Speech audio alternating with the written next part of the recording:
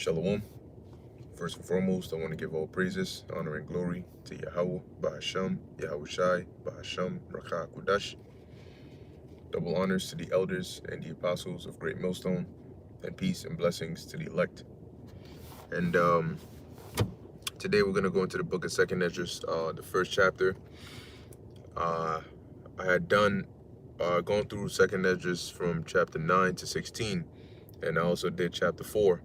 So Lord willing, I wanted to go in chronological order from, chapter 1 to chapter 8, of course, excluding chapter 4, because I already did that, and then, be done going through the book of 2nd Esdras.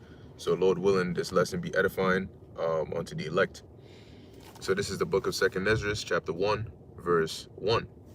It says, the second book of the prophet Esdras, the son of Saraias, the son of Azarias, the son of Helkias, the son of Sadamias, the son of Sadok, the son of Ahitub, the son of Achias, the son of Phinehas, the son of Heli, the son of Amarias, the son of Azai, the son of Marimoth, the son of Arna, the son of Ozias, the son of Beroth, the son of Abisai, the son of Phinehas, the son of Eleazar, the son of Aaron, of the tribe of Levi. And you notice that throughout all these names that are listed in the lineage of Ezra, of course he was of the direct line of Aaron, but through all these names you only hear them mention the fathers, okay, because the seed was passed down by the fathers. All right. So it goes on and it says, the son of Aaron of the tribe of Levi, which was captive in the land of the Medes in the reign of Artaxerxes, king of the Persians. Now, when you read the book of 2nd Esdras, Ezra, according to 2nd Esdras, the third chapter, he said he witnessed the destruction of Zion, right? And he was in Babylon when he received these visions that he received. Okay. Now it says that he was a captive in the land of the Medes during the reign of Artaxerxes, meaning that when you look up, I'm gonna actually read the precept here in 2nd Esdras chapter 3, verse 1. It says, in the 30th year after the ruin of the city, I was in Babylon and lay troubled upon my bed, and my thoughts came up over my heart. So we know Ezra was in Babylon because even when you read in the book of Ezra, right, and the one not in the Apocrypha, but the book of Ezra, there's a scripture that goes into how both Ezra and the rest of those that were given permission left from Babylon to go back to Jerusalem. And Ezra had got permission from Artaxerxes, which was the king of Persia at that time. Now it says in verse 3, and my spirit was, verse 2, for I saw the desolation of Zion and the wealth of them that dwelt at Babylon. Now, who destroyed Zion or Jerusalem or Israel? It was the Babylonians. So Ezra, just like Daniel lived through the Neo-Babylonian Empire into the the Persian Empire, the Achaemenid Empire. Okay, you could say Medo-Persian. During that time, the Persians were, they had risen up, so they had come up, and they were the ones in control. So just like Daniel, Ezra also lived through. The reason he was in Babylon was because that's where they were taken captives by the Babylonians. And then when the Persians took over, they basically, I guess annexed might be a good word, or might be using it out of context, but they basically took over the lands that the Babylonian Empire had before. So you had certain individuals like Darius the Mede, which was grandfather to Cyrus. Cyrus being the king of Persia, he gave that jurisdiction of Babylon to Darius after they had taken it over, right? The whole Daniel, the 5th chapter with Belshazzar and all of that. So there was basically a transition of power the land stayed the same, but the owners of it, you could say, changed from the Babylonians to the Persians.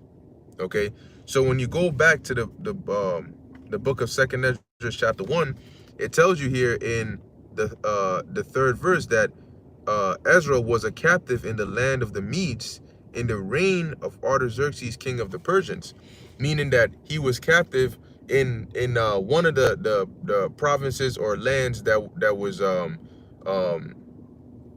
under control by the Medo-Persian Empire. Okay, so because when you look it up, some scholars will really just tell you that he was in the during the time of the Achaemenid Empire, but according to his own words in the third chapter, he also mentions that he was also in Babylon. All right, so carrying on, I just put that clarification in case when you look up Ezra, you read certain information, you may think that there's an inconsistency. Like, okay, well, why does it say the time period they place him at? It's after the Babylonian Empire, you know. So so carrying on now, Artaxerxes, you had when Belshazzar, being the last quote unquote king of Babylon, right? When he was taken out, I say quote unquote because the actual king on record was Nabonidus, which was the father of Belshazzar, but in his absence, Belshazzar was reigning in his stead. When they were taken down, the Persian kings, you had Cyrus, and after Cyrus, you had his son Cambyses the second, and then Bardia, and then Darius, and then Xerxes, the Xerxes that we read about in the book of Esther, known as Ahasuerus. That Xerxes from the movie 300, yes, him. And then after him, you had his son Artaxerxes, okay? And they placed Artaxerxes' reign around 465 BC, around that time, okay? So when it says here in the reign of Artaxerxes, that's the around that time period when Ezra got permission. And it was also during the reign of Artaxerxes, the same Artaxerxes that gave Nehemiah permission to go and rebuild the walls. When you read in the book of Nehemiah, he was cupbearer to Artaxerxes. It's the same Artaxerxes. So Nehemiah and Ezra were contemporaries, meaning they were living at around the same time.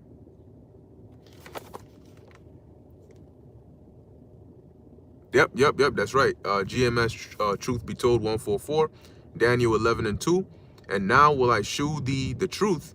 Behold, there shall stand up yet 3 kings in Persia, and the 4th shall be far richer than they all, and by and by his strength through his riches he shall stir up all against the realm of Grecia. Yeah, and you notice it says there shall stand up yet 3 kings, because at that time Cyrus was the king, and after him, right, the shall was going to be Cambyses, then the names that are listed, Bardia, then Darius, and then the 4th one would have been Xerxes, the guy from 300, aka the father of this Artaxerxes we're reading about here in Second Esdras chapter 1. So carrying on, it says Second Esdras chapter 1, verse 3 again, the son of Aaron of the tribe of Levi, which was captive in the land of the Medes in the reign of Artaxerxes, king of the Persians. And the word of the Lord came unto me, saying, Go thy way, and shew my people their sinful deeds, and their children their wickedness which they have done against me, that they may tell their children's children. Because the sins of their fathers are increased in them, for they have forgotten me, and have offered unto strange gods. And that was a part of the provocation that led to the northern kingdom getting deported out of their land, and eventually the southern kingdom also getting deported out of their land by the Babylonians, because they were doing a lot of wickedness and heavily into idol worship, setting up groves and doing all of these, all manner of wickedness. Continuing on in verse 7. It says, am not I even he that brought them up out of the land of Egypt from the house of bondage? But they have provoked me unto wrath and despised my counsels. And how did the Lord bring his counsels? He brought it through his prophets. You know, he brought it through his prophets. And whenever he would send the prophets, guess what? They would either kill the prophets or threaten them or mistreat them. Now, there are prophets that are not mentioned in the scriptures, but the scriptures constantly talk about Jerusalem, thou that killest the prophets, right?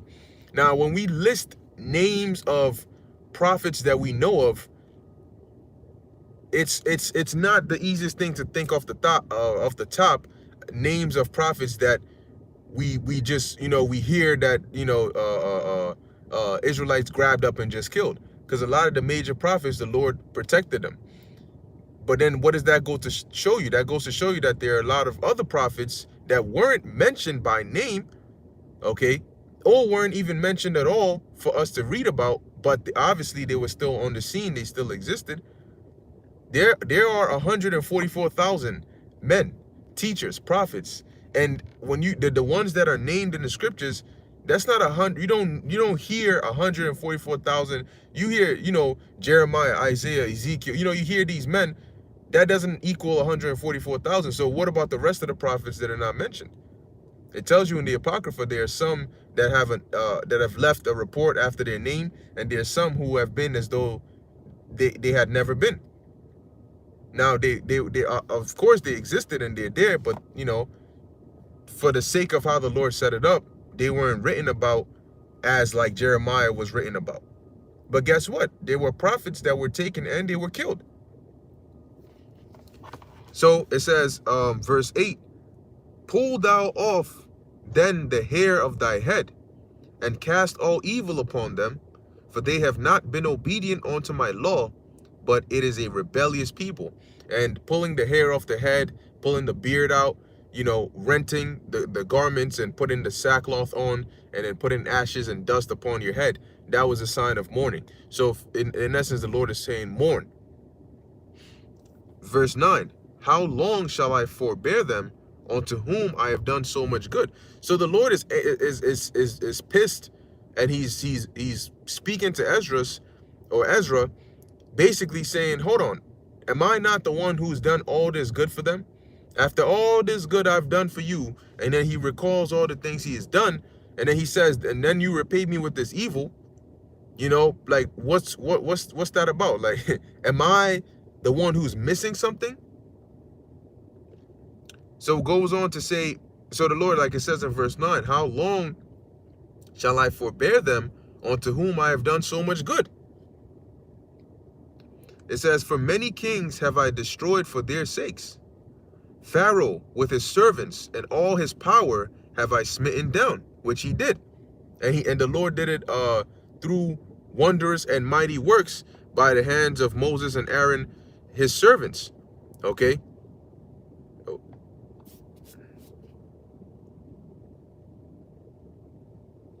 Yep. This is GMS Truth Be Told 144, Isaiah 5 and 13. Therefore my people are gone into captivity, because they have no knowledge, and their honorable men are famished, and their multitude dried up with thirst. Why? Because of them going off, them disobeying what the requirements and the word of the Lord. Yep. This is 1 Kings 18 and 4. For it was so, when Jezebel cut off the prophets of the Lord, that Obadiah took 100 prophets and hid them by 50 in a cave, and fed them with bread and water. Now it doesn't tell you the names of those prophets. And out of those 100, what about the others that Obadiah wasn't able to take and hide? This Obadiah is not talking about the Obadiah that we read of in the scriptures. This is a different Obadiah. Yep, that's the one I was mentioning earlier. Ecclesiasticus 44 and 9. GMS Truth Be Told 144. It says, and some there be which have no memorial. What's this guy's problem, man? Some there be which have no memorial, who are perished, as though they had never been. and are become as though they had never been born, and their children after them. See, but they're still gonna be in the number that we read about in Revelation, the 7th chapter. All right, of each tribe 12,000, and that's a, you know, that's still a lot in comparison to the world population. It's a remnant, but it's still a lot.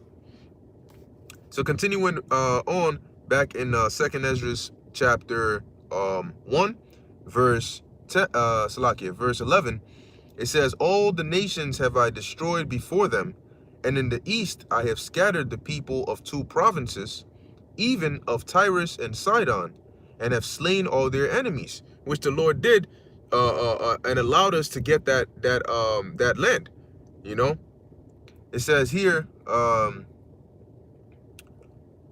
verse 12, "Speak thou therefore unto them, saying, Thus saith the Lord, I led you through the sea, and in the beginning gave you a large and safe passage. I gave you Moses for a leader, and Aaron for a priest.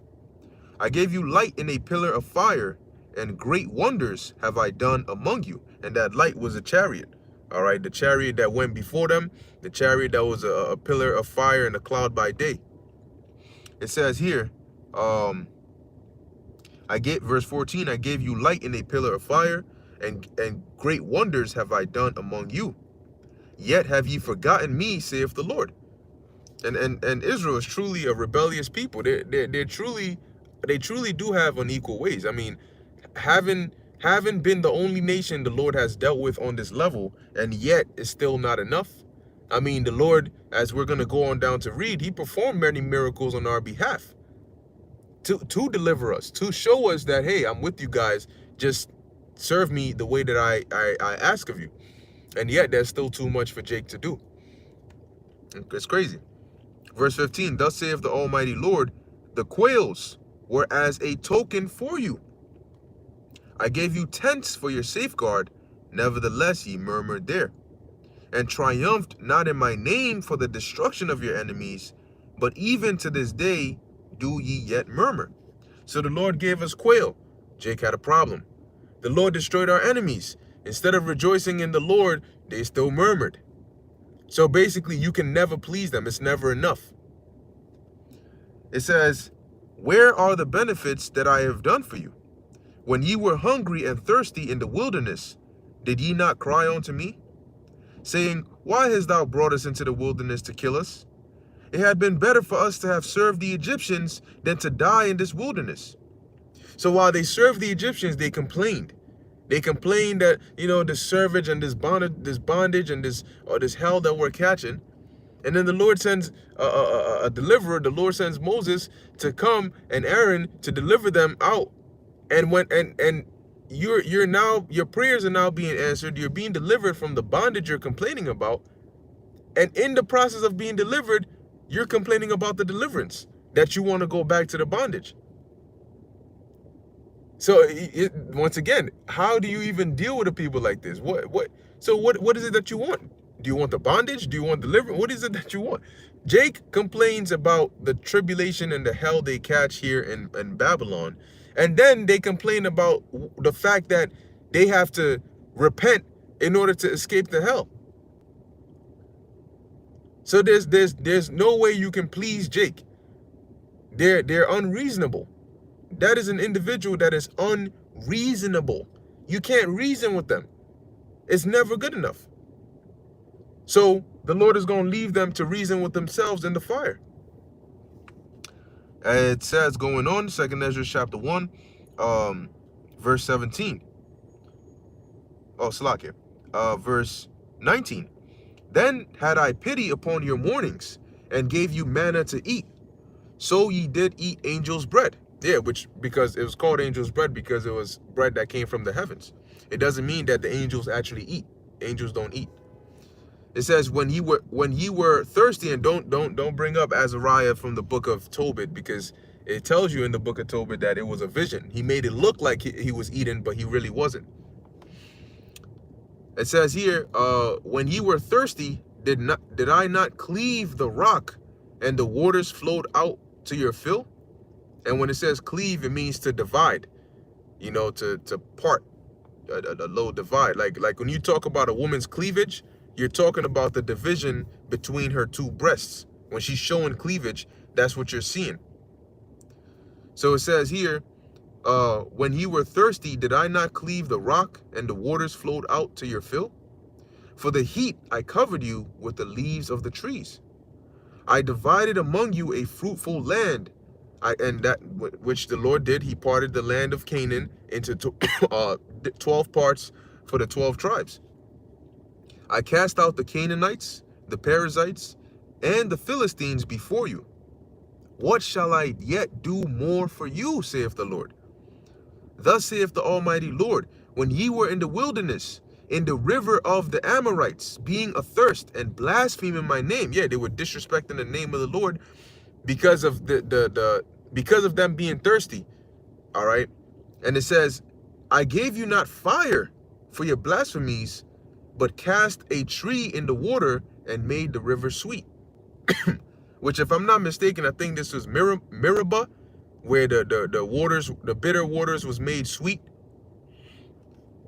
It says here, so imagine, and a similar situation that Jake goes through today is when I saw a video of this individual who came home. He basically confessed. He went to the police and confessed that he had killed his girl, and on video he said when he got home, I think he said he works either 2 or 3 jobs. His girl basically kept asking him. One time he was gonna be off, but she kept pestering him in a suspicious way as to, oh, you're gonna work, you working today, right? You working today, right? Eventually he said, you know what? He just told her, yeah, he's working, but he was gonna get off his second job and not work that. So he ended up coming home early, and on his way home he sees another car parked in his driveway. So he comes into the house, he goes into the bathroom, he says, Salakia.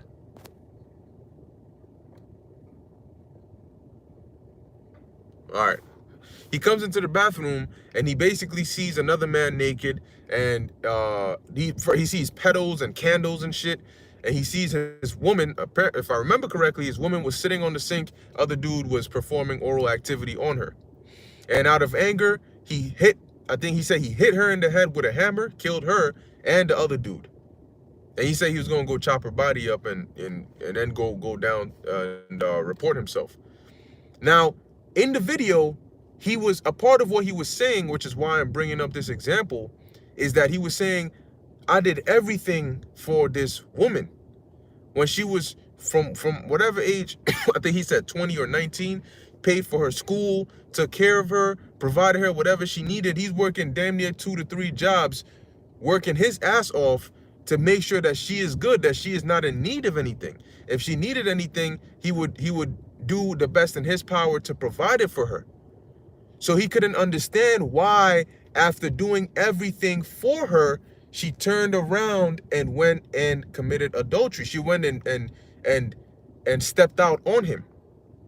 And so in a kind of similar way, because we're likened onto the Lord's woman, the Lord is saying here, I did everything for you, and yet it was never enough. What is wrong with you? You know, basically. So going on, verse 24, it says, what shall I do unto thee, O Jacob? Thou, Judah, wouldest not obey me. I will turn me to other nations, and unto those will I give my name, that they may keep my statutes. Now, this verse does not mean that the Lord is going to go give salvation unto the Gentiles or to the heathens. The other nations that he is talking about here are still Israelites, but we see this in mass, or in fulfillment during the time of the New Testament, where you hear about these quote-unquote Gentiles, which the gospel is now being opened onto. Those Gentiles are Israelite foreigners, or Israelites that weren't a part of the fold of those that knew they were Israelites, okay, or those that were in Judea. Okay, so those other nations that the Lord said he's going to turn to, they were Israelites, particularly the elect amongst the Israelites that were scattered. And that's why he had the Apostle Paul go out to these different lands to wake up these Israelites and the elect amongst them to draw them back to Yahushua. So now a quick precept for that. Let's go here to the book of Romans, chapter 10, verse 19. And it says, "But I say, did not Israel know? First Moses saith, I will provoke you to jealousy by them that are no people, and by a foolish nation I will anger you." So them that are no people and a foolish nation is talking about Israelites. But in the time that it was happening, these were Israelites that had left the heritage or the understanding of them being Israelites, and they had to be brought back to their to the fold. Okay. Now, another precept here is in the book of Romans, chapter 11, verse 11. And it says, "I say then, have they stumbled that they should fall? God forbid. But rather through their fall, salvation is come unto the Gentiles, for to provoke them to jealousy." So what does this mean? "I say then, have they stumbled that they should fall? God forbid." Those that stumbled were those that didn't accept Yahushai and didn't accept the truth when the Lord, or when it was being pushed, when the Lord when the Lord was on the scene, and when this gospel was being pushed.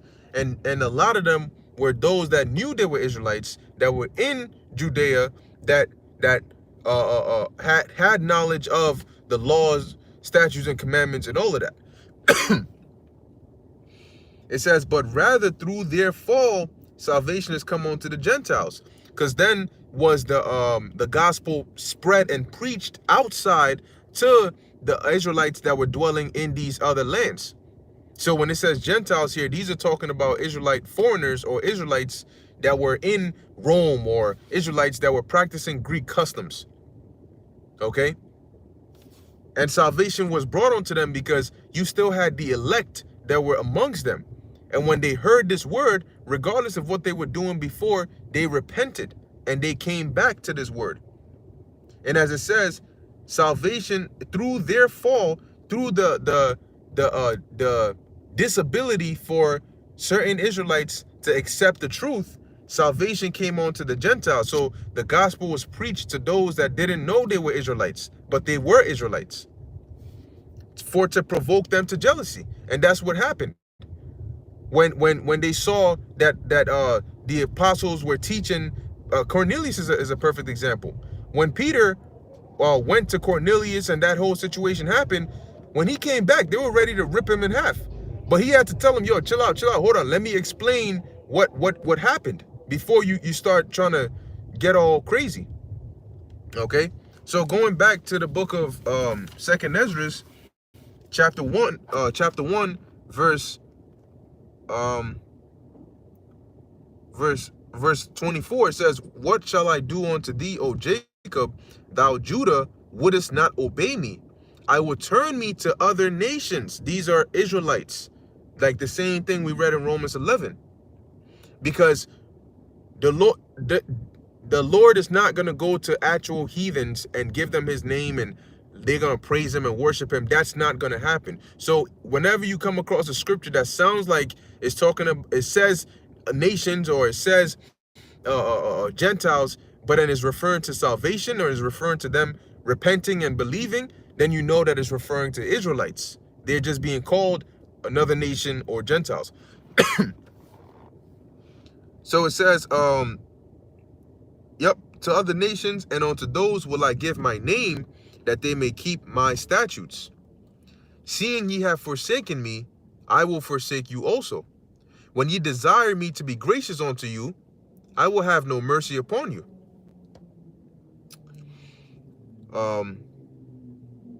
Jeez, I keep losing my spots. Like, yeah, I will have no mercy upon you. Verse 26, "Whensoever ye shall call upon me, I will not hear you. For ye have defiled your hands with blood. and your feet are swift to commit manslaughter. And these were things that were actually happening amongst Israel. And so that's why when the Lord brought calamity upon them, it doesn't matter how much they cried upon the Lord. They were, you still had the Lord still allowed these other nations to take over us because of the wickedness that Jacob was committing. It says, verse 27, ye have not as it were forsaken me, but your own selves, saith the Lord. Why? Because when you turn from the ways of righteousness, from the ways of Yahweh Ba'ashem Yahweh Shai, that's gonna come back and affect you. You're not forsaking the Lord. When you're with the Lord, that's benefiting you. So when you forsake the Lord, you're really affecting yourself. It says, verse 28, thus saith the Almighty Lord, have I not prayed you as a father his sons, as a mother her daughters, and a nurse her young babes? And a nurse is, when a woman has a child or she's pregnant or whatnot, she has a nurse, which is one that helps her and, takes care of the children and all that stuff. It says, that ye would be my people, and I should be your God, that ye would be my children, and I should be your father. I gathered you together as a hen gathereth her chickens under her wings. But now what shall I do unto you? I will cast you out from my face. When ye offer unto me, I will turn my face from you. For your solemn feast days, your new moons, and your circumcisions have I forsaken. And this is why ultimately Yahweh Shai needed to come down to do what? To reconcile us back to the Father. Because the Lord had separated himself because of the wickedness and the unrighteousness of Jake. The Lord had said that he basically said he didn't want any parts. I don't want no parts to do with y'all. So the Lord, that's why Yahweh Shai had to come back and reconcile to make us friends again with the Most High. So it says here,